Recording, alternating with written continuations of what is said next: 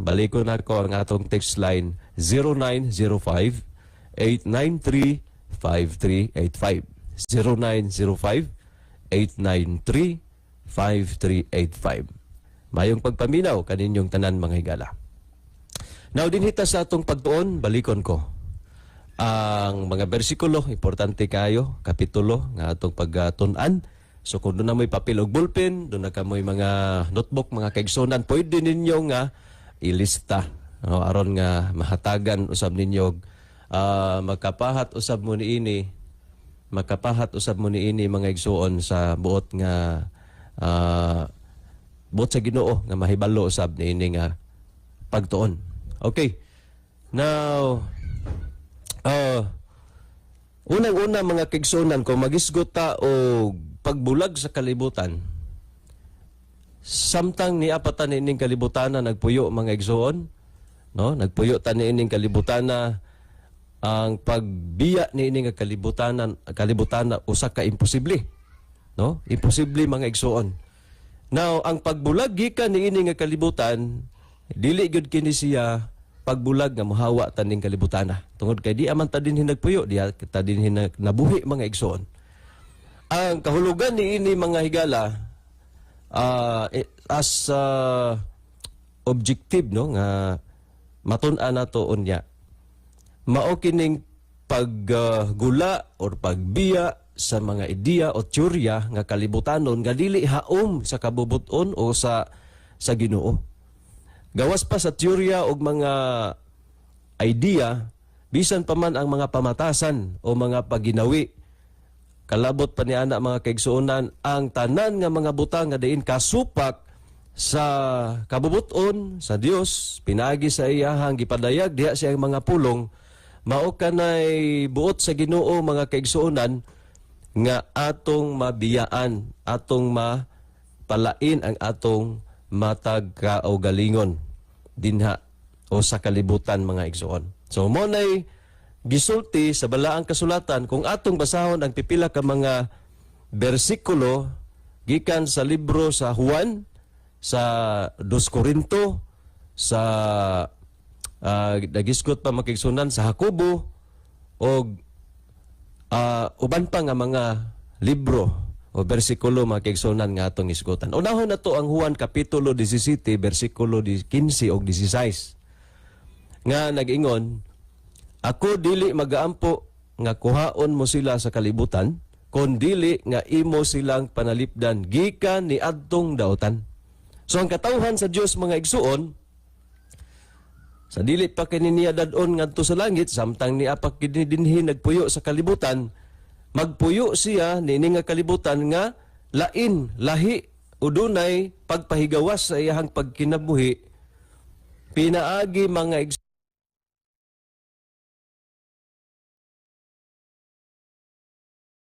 igsuon sa pagpanalipod sa Ginoo nato og sa Ginoo mga kaigsuonan alang kanatong tanan. Nga 17, balaanon mo sila sa imong balaanon mo sila sa kamatuoran og ang imong pulong mao ang kamatuoran. So sa unsang paagi di ay mga higala nga kita mapabulag sa kalibutan gikan sa mga buhat nga daotan, mga butang nga daotan, panghitabo nga daotan, pinaagi di ay sa atong pagkahibalo sa kamatuoran diha sa pulong sa Dios. So, ang Dios manalipod nato through His angels. At the same time, ang mga kahibalo nato sa kabubuton sa Dios nga angay natong subayon aron mahilikay ta sa kadautan, dili ta magkinabuhi diha sa kadautan. Mao di ay ang purpose sa Ginoo mga kaigsuonan nga kita dunay pagtuon nga pagahimuon dinhiman sa atong programa o dinhaman sa inyong puloy-anan. Uasa man sa atong mga panimbahon, ang purpose sa Dios nga kita mahibalo unsa ang kabubuton sa Dios, ang kamatuoran nga iyang ipadayag nga higanato, pinaagi sa iyang mga pulong, pinaagi sa iyang mga magwawali, kay buot sa Dios nga samtang niya kita nining kalibutana, dili ta magpasakop sa mga buhat nga daotan ni ini nga kalibutan. So, mao na mga kaigsuonan ang meaning o kahulugan sa paggula o pagbulag sa kalibutan. Another verse mga kaigsuonan from the book 2 Corinthians 6, no, chapter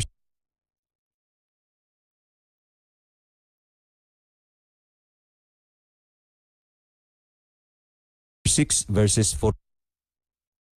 Og sa pagka masupilon kung unsaon man sa pag-inambitay sa kahayag uban sa kangit-ngit.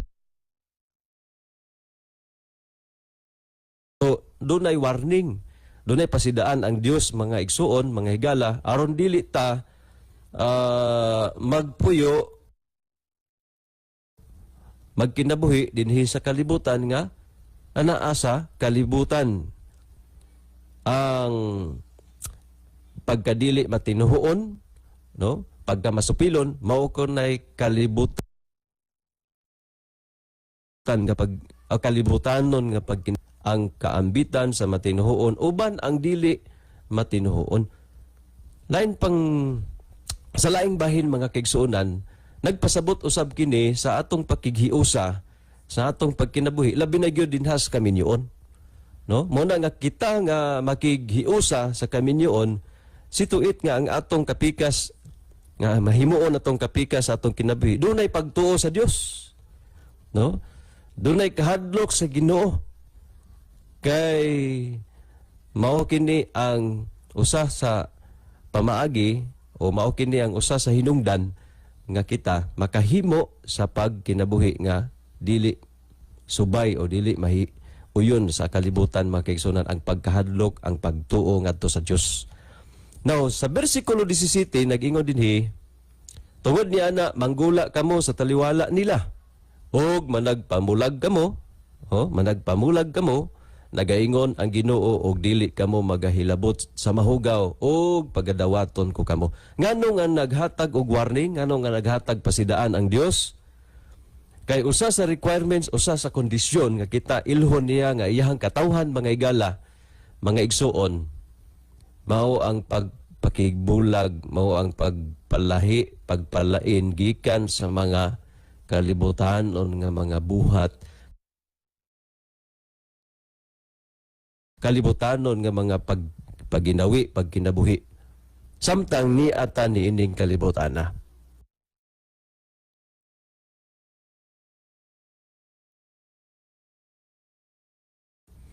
Ngang nakatauhan sa Dios, nagdala sa ngalan ni Kristo, nagdala sa ngalan sa Ginoo.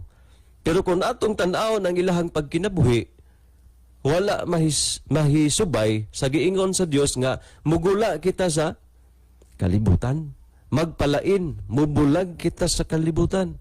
Ngano man naagyapon ang pagkakalibutan sa unsang paagi, pinaagi sa binistihan, sa sinultihan, sa paginawi, lifestyle, nga mao'y buhat sa kalibutan mga kaigsuonan, nga buot sa Dios nga kita mubulag din na. No?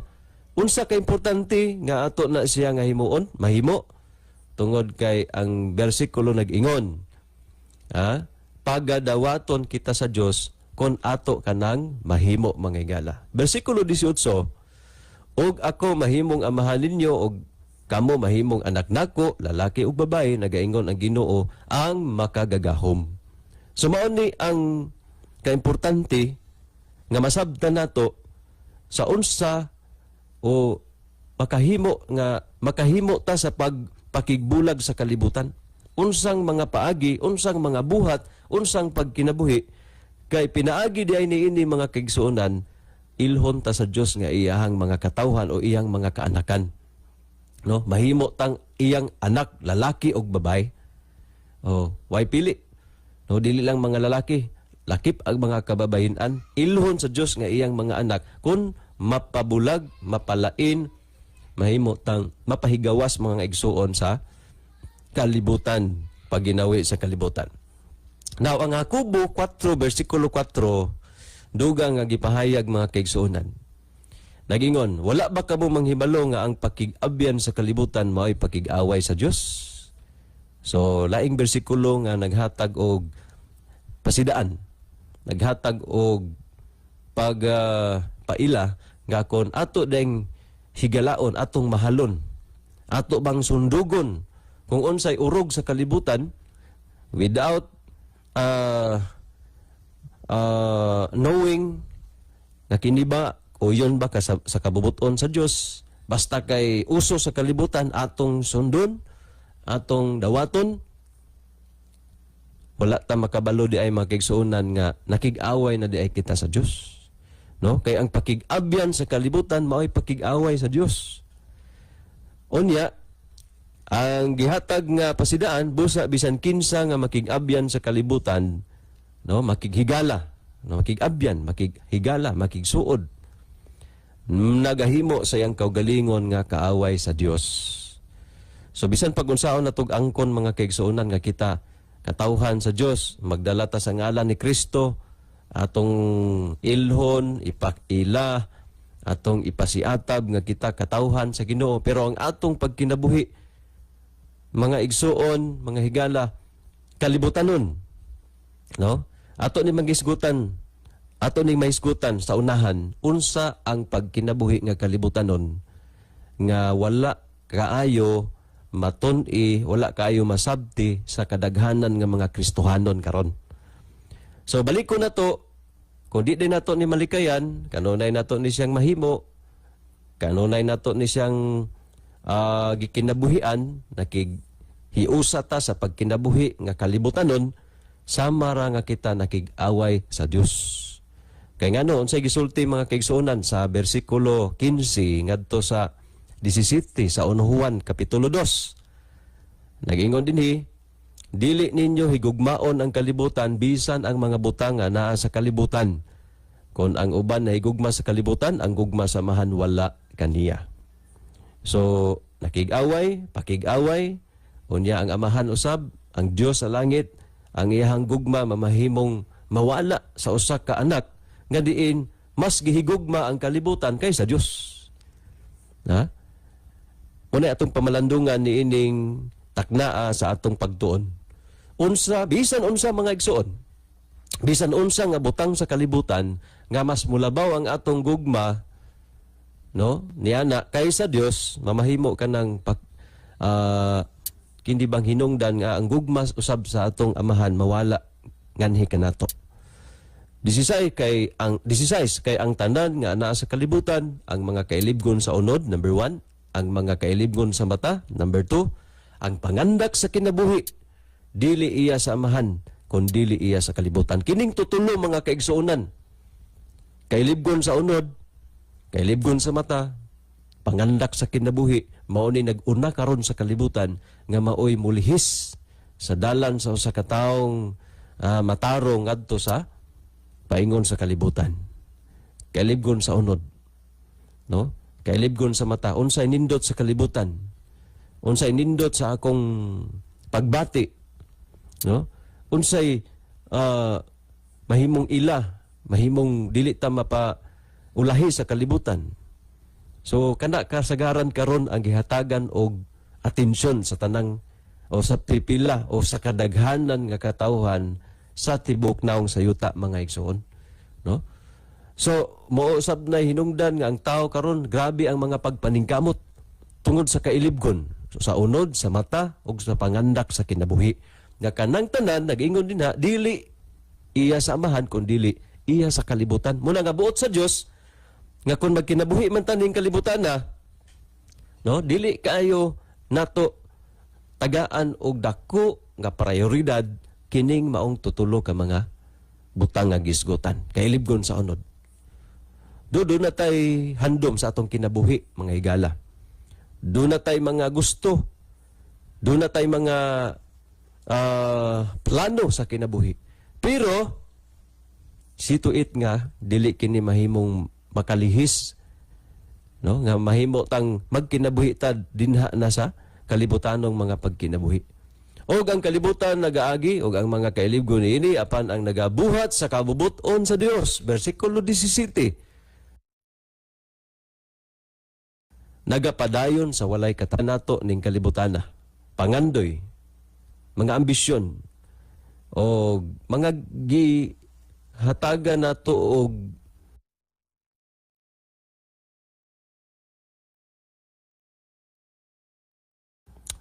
nagustuhan sa atong mata, nagustuhan sa atong pagbati, gi-priority na to mga kaigsuonan, bisan og kana dili mahimong uyon. No, nasayra na to nga dili uyon sa kabubuton sa Dios, mahimong walay kapuslanan ang tanan. Kay matud pa, ang kalibutan nagaagi, mahanaw lang.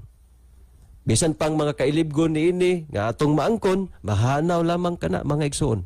Muna nga ang Dios buot gyud nga samtang kita nagkinabuhi nini nga kalibutan, dili mahisentro atong una-una sa mga butang, sa mga unsa man nga mga kailibgon sa atong pagkatawhanon dinhi ninyo taang anuman mawala ra nang tanan.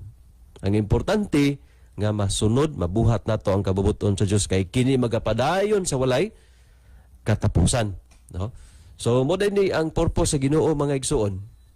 Mao ni ang iyahang katuyuan ngano nga kita dili niya buot nga magkinabuhi lamang niini nga kalibutan, no? But pasabot kung unsay gusto, kung unsay imong gikaibgan, kung unsay imuhang pangandoy, mga butang lamang niini nga kalibutan kay lumalabay lamang kanang tanan mga igsoon, no? Dunay manggoy mga desisyon sa kinabuhi sa tao nga unahon nato ang mga gikinahanglan nato ning kalibutan kaysa gikinahanglan nato nga kita mahaduol ngadto sa Ginoo, no? Dunay mga daghan nga nagkinabuhi sa ingon ana nga desisyon, pero dunay warning ang Dios, dunay pasidaan. Ang bugna 18 versikulo 4 mga higala nag-ingon, og nadungog ko ang lain nga tingog gikan sa langit nga naingon, gumula kamo kaniya katawhan ko, aron dili kamo makaambit sa iyang sala og aron dili kamo makadawat sa iyang mga hampak. Nagpasabot kini usab mga kaigsuonan sa kalibutanon nga pagkinabuhi. Kakita buot sa Ginoo nga pagulaon ni ana. Ha? Bubulag ta ni ana kay kung dili mga igsuon makaambit kita, dili lang sa sala, apil usab ang hampak. Oh. Muni ang mga warning, mga pasidaan sa Dios nga simple, yano. Nga kung atong mahimo mga kaigsuonan dako kayo ni siya og kining layo na to mga kaigsuonan sa unsang paagi nga mapahigawas ta sa kalibutanon nga pagkinabuhi. Dunay usa ka sinulat mga kaigsuonan nga mabasa nato sa Testimonies for the Church Volume 1, 278, 279. Nindot kaayo nga pagkasulti. Nagingon dinhi, sila nakig-uban sa kalibutan, nakig-ambit sa ilang espiritu, nagsinina, nagsulti og naglihok sama kanila. Sa unsa day nga paagi nga kita mahisakop sa kalibutan mga kaigsuonan, nakig-uban sa kalibutan, gisgutan number 1 is the spirit. Ang atong kinaiya, no? Kung magisgot tag espiritu mga kaigsuonan, kabahin ni siya sa kinaiya sa tao. Kabahin ni siya sa mga pangandoy sa tao. Kabahin ni siya sa kaning pagkinabuhi sa tao mga kaigsuonan, sa iyahang utoknon, no? Sa iyahang mga pagbati, o mo resulta kini sa iyahang kinaiya. O habits, practices. O dunay kalabutan, gisgutan pa sa iyahang sinina. Pagsinina or pagbisti nga iya sa kalibutanon nga urog. Actually mga igsuon tanang nga bisti karon urog yun ni siya. No, urog ni siya nga naimbento sa tao ubos pod sa pagtugot sa Ginoo. Apan dili tanan nga urog nga kasupak sa kabubuton sa Dios. Doon na may urog mga kaigsuonan nga modest. But pasabot urog siya, pero ugdang siya nga bisti sanina. So, doon na po yung mga sanina nga gikan sa tungod sa urog, nahimo siya nga kung suluton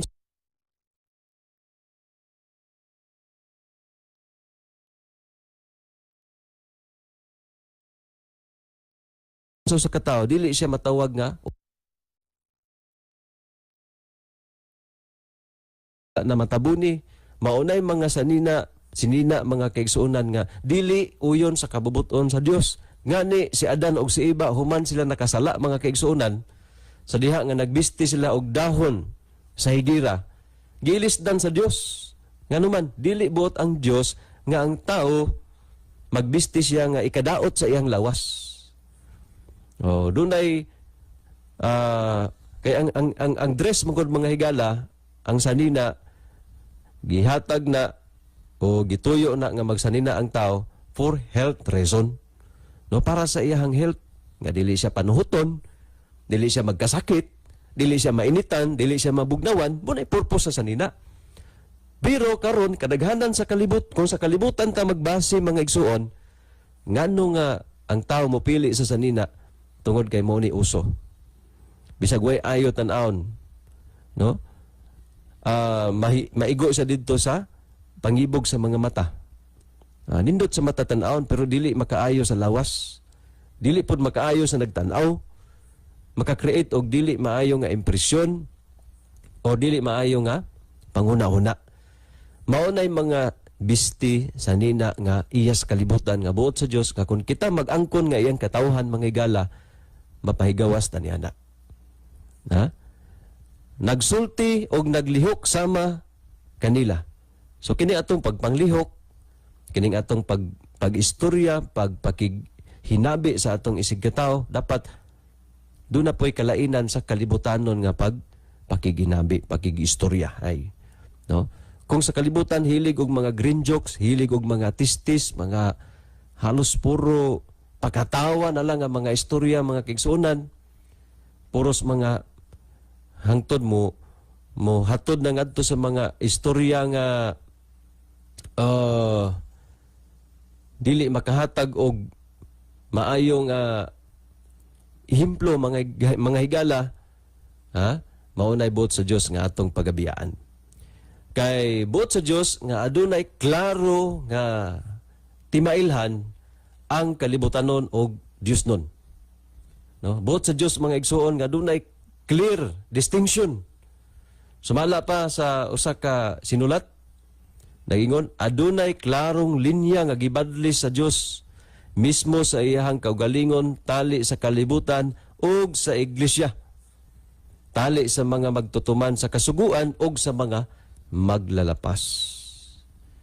But pasabot, kung magtanaw ang as witness mga kaigsuonan nga kita ginatanaw, gihimo tang talan-awon sa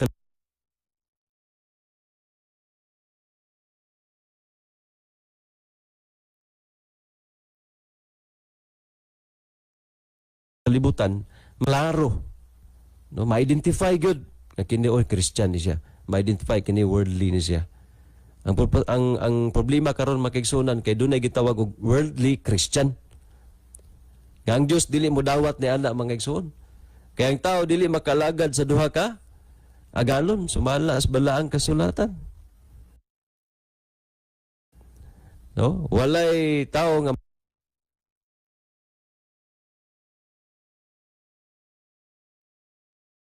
makaalagad sa duha ka agalon, sumala pas Mateo 6 bersikulo 20 igsuonan, walay worldly Christian. Kitawag siya worldly. Pero kay nag-angkon mang Christian, mo nang natawag na lang worldly Christian. Pero ang Mateo 6:24 nagingon, walay bisan kinsa nga arang makaalagad sa duha ka agalon. Kay magadumot siya sa usa ug mahigugma siya sa usa. Kon magadapig siya hinuon sa usa ug magatamay sa usa. Dili kamo magahimos pag-alagad sa Dios og sa bandi. Bot pasabot mga higala, no? Kun kita iya sa Ginoo, bot kita mahimong sakop sa Ginoo, atong subayon tong gihatag niya nga pasidaan. Bumulag ka mo, no?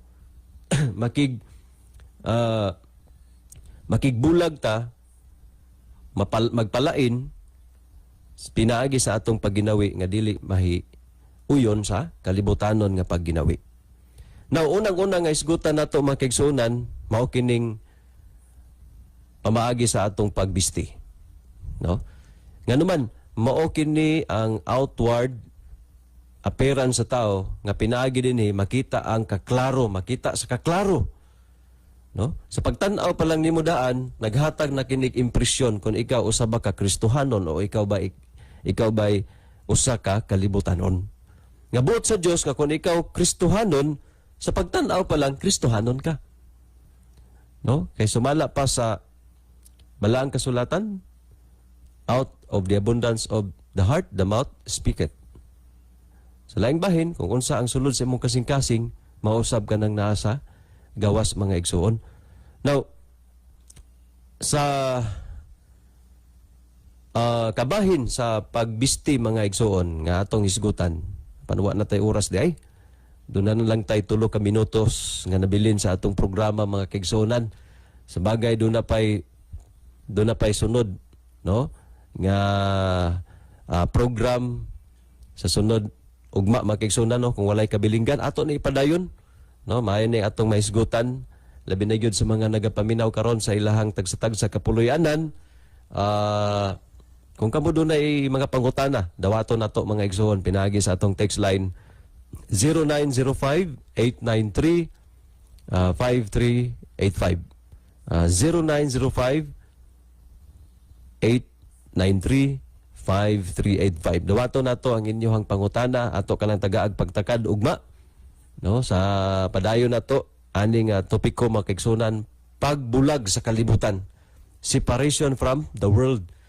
Very important na kining buluhaton sa katawhan sa Dios, kay ilhon ta sa Dios nga iyang mga anak. Dawaton ta niya nga mga katawhan kung kita mahibulag sa pagkinabuhi sa kalibutanon nga paginawi mga igsoon. Ha? Klaro kayo ang bersikulo nga atong gibasa kaganiha. Dili pwede nga moingon nga ang importante sa Ginoo ang sulod sa kasing-kasing. Yes, importante ang unsay sulod sa kasing-kasing, pero kung unsay naa sulod sa kasing-kasing, makita na sa gawas mga kaigsoon. So, wala na tayo oras sa atong panaguban. Pasalamatan nato ang dapat pasalamatan. Unas tanan ang Dios, mahimo unta kining panalangin ang atong panag-uban mahigala sa atong mga higsuon nga nagasunod through Facebook, sa atong mga higala mga higsuonan usab nga nagasunod through sa ilang mga monitors, no, sa FM station, sa XFM. Ang Dios magapanalangin kanatong tanan. Og salamat sa atong sponsor Doc Remilito Oy, kauban sa iyang family sa Yes to Health, family pod niya mismo. O kang Sir Edwin Garing sa overall or general manager sa XFM, sa atong mga managers o sa atong mga technicians. Daghan kayong salamat. Sa temporaryo na itong panagbulag mga higala sa atong programa, maghimo kita og pagampo. Amahan namo na akas mga langit, nining kagabion, salamat sa imong mga pulong, salamat sa mga pahinumdum, pahimangno, nga gikinahanglan kami magkinabuhi nining kalibutan na nga dili mahiuyon sa kalibutanon nga mga orog, kalibutanon nga pagkinabuhi, kalibutanon nga mga tumong og tinguha lamang kundi mahimong mahisuno, mahisibo kami amahan kung unsa imong kabubuton alang kanamo. Tagay kami dugang pa nga mga kahibalon niini, pinagi sa dugang pa nga mga pagtuon o ginaot nga ikaw maghatag kanamo dugang usab nga mga kahigayunan. Panalangin ni ang tanang nagapaminaw o nagasunod karon sa imong programa. O pasayloa kami sa among mga sala. Kini among giampo sa pangalan ni Ginoong Hesus nga among manuluwas. Amen. Galay gison, daghang salamat sa inyong pagpaminaw. Sa ngalan sa Seventh-day Adventist Reform Movement, ang Dios magapanalangin kanatong tanan.